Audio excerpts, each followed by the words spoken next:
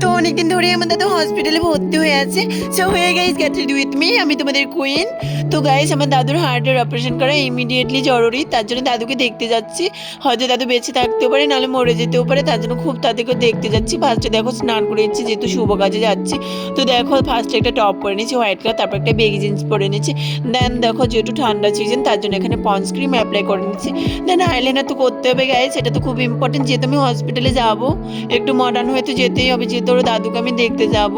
So তারপর দেখো lipstick পরছি, লিপস্টিক তো খুব ইম্পর্টেন্ট, লিপস্টিক তো পরতে হবে, তার জন্য ভালো করে লিপস্টিক পরে নিয়েছি। রেড কালার লিপস্টিক এত কিউট লাগছে, আমাকে কমেন্টে কিন্তু অবশ্যই জানাবে কত কিউট লাগছে না আমাকে। দেন দেখো নাকে একটা নথ পরে নিয়েছি, আর জুয়েলারি পরেছি, কানের দুলের সাথে একদম টপের পুরো ম্যাচিং গাইস, পুরো ম্যাচিং করে পরেছি। দেন দেখো চেন পরেছি, যে চেনটা আমার দাদুই আমাকে দিয়েছিল। তারপর একটা টিপ পরেছি, টিপ তো পরতে হবে যেহেতু আমরা বাঙালি বস। তো দেখো তারপর চুলগুলো আমি পিছনে বেঁধে ছেড়ে দিয়েছি, কত কিউট লাগছে না। দেন ঘড়ি পরে, সাথে ঘড়ি তো পরতে হবে যেহেতু আমি হসপিটালে যাচ্ছি গাইস, অ্যান্ড দাদুকে দেখতে। তারপর দেখো পুরো পিঙ্ক কালার একটু চটি পরে নিয়েছি, চটি তো পরতে হবে বলো, চটি পরে কয়েকটা ফটো তুলছি, ফটোগুলো যেহেতু স্মৃতি হিসাবে রয়ে যাবে গাইস। দেন দেখো এখানে পারফিউম ইউজ করছি, পারফিউম তো ইউজ করতেই হবে, তোমরাই বলো পারফিউম ইউজ না করলে কি হয়।